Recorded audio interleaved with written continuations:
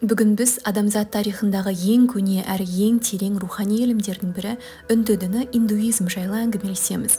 Жалпы индуизм, буддизм, джайнизм және сихизм барлығы үнді жерінен бастау алып, миллиондаған адамның өміріне бағыт беріп келеді. Бұл діндердің барлығын бір нәрсе біріктіреді: жанның мәңгілігі, қайта туу, самсара және рухани азаттыққа жету, мокша нирвана идеясы. Әрқайсысы осы мақсатқа жетудің өз жолын ұсынады. Индуизм ең алғаш Үндістанда пайда болған үнді халқының ұлттық діні. Қазір шамамен 1 миллиардқа жуық ұстанушысы бар. Ұстанушыларының көбі қазір Үндістанда, содан кейін Непал, Бангладеш, Шри-Ланка, Сингапур, Малайзия, Индонезия және Оңтүстік Африка сынды елдерде өмір сүреді. Сонымен қатар йога медитация арқылы Еуропа және Америкаға аздап таралған. Біздің заманымыздан бұрынғы 2000 жылдықтың ортасында солтүстіктен ари тайпаларының Үндістанға қоныс аударуы басталды. Арилер өздерімен бірге жаңа тіл, мәдениет және діни түсініктер әкелді. Индуизм арилер мен жергілікті дравидтік және мұхиттік халықтардың наным-сенімдерінің бірігуінен қалыптасты. Біздің заманымыздан бұрынғы 6 ғасырда индуизмнен буддизм және жайнизм бөлініп шыққанымен, олардың да индуизмге ықпалы зор болды. Индуизмнің тарихи дамуы 3 негізгі кезеңге бөлінеді: алғашқы классикалық, орта ғасыр және жаңа кезең. Алғашқы классикалық кезең біздің заманымыздан бұрынғы 2000 және біздің заманымыздың 10 ғасырында болған. Бұл индуизмнің негізгі нанымдары, қасиетті мәтіндері және философиялық мектептері қалыптасқан дәуір. Кезең 5 негізгі бөлікке бөлінеді. Ведалар кезеңі — бұл шамамен 1000 жылдық мерзім. Индуизмнің ең көне қасиетті жазбалары Ведалар, Брахмандар, Арьяняктар және Упанишадтар осы кезеңде қалыптасты. Діни сенім, ғибадат, мораль және философиялық негіздер жүйеленді. Брахманизм діні қалыптасты. Құрбандық пен рәсім орталық орын алды. Сутра кезеңінде түрлі көзқарастар мен пікірталастар туындап, сутра деп аталатын нұсқаулық жазбалар жазылды.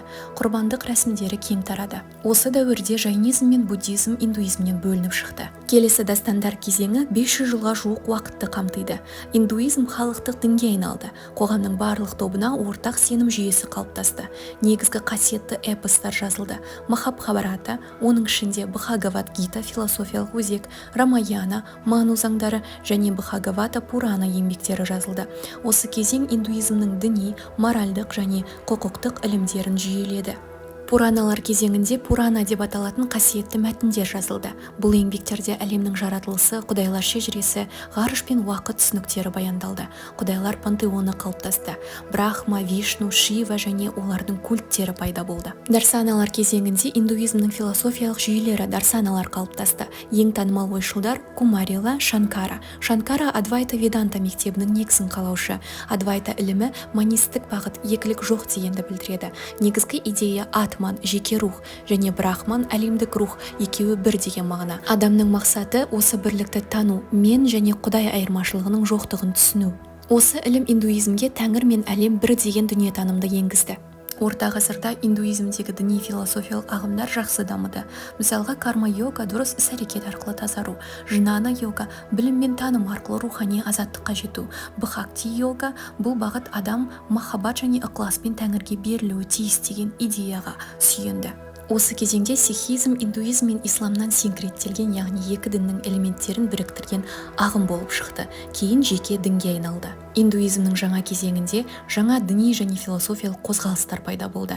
Рам Мохан Рой Брахма Самаш қозғалысын құрды. Бұл қозғалыс индуизмді жаңғыртуды, көп құдайлықтан бас тартуды көздеді. Рама Кришна өзінің шәкіртімен Кришна мистикалық қозғалысын дамытты. Бұл бағыт Үндістанда және батыста кең тарады. Кришна қозғалысы Еуропа мен Америкада филиалдарын ашып, батыстықтардың назарын үнді мистицизміне аударды. Индуизмнің негізгі ұғымдары: Брахман — абсолюттік рух, барлық болмыстың негізі. Атман — адамның ішкі рухы, брахманның бөлшегі. Дхарма — әр адамның қоғамдағы және рухани міндеті. Карма — іс-әрекеттің нәтижесі, себеп-салдар заңы. Самсара — жанның қайта туу, айналымы. Мокша — самсарадан босану, рухтың азаттығы. Ахимса — зиян келтірмеу, бейбіт өмір қағидасы. Бхакти — құдайға сүйіспеншілік және адалдықпен құлшылық ету. Йога — рухани және тәндік, өзін өзі жетілдіру жолы. Индуизмнің қасиетті мәтіндері бірнеше топқа бөлінеді. Шрути, естілген, Құдайдан тікелей келген өзгермейтін қасиетті мәтіндер. Бұған төртеуі Веда, Брахмандар, Арьянактар, Упанишадтар жатады. Екіншісі Смрити, есте сақталған, адамдар жазған, бірақ діни тұрғыдан қасиетті мәтіндер. Бұған эпостар, заңдар жинақтары, Пурана жатады. Солардың негізгілері Махабхарата әлемдегі ең үлкен эпос. Оның ішінде Бхагават Гита индуизм философиясының өзегі. Онда адамның рухани борышы мен Құдайға берілу жолы түсіндіріледі. Рамаяна Рама патшаның зұлымдыққа қарсы күресі туралы эпос. Ол адалдық пен ерліктің символына айналды. Дхарма шастралар, мысалы Ману заңдары, адам өмірінің әр саласындағы моральды құқықтық ережелерді сипаттайды. Пурана мифологиялық және діни әңгімелер жинағы, құдайлар мен ғаламның жаратылысы жайлы баяндайды. Индуистік қоғам ежелден қатаң әлеуметтік бөлініске негізделген. Бұл жүйе варна деп аталады. 4 негізгі варна бар. Бірінші брахмандар, абыздар, ұстаздар, қасиетті білім иелері жатады.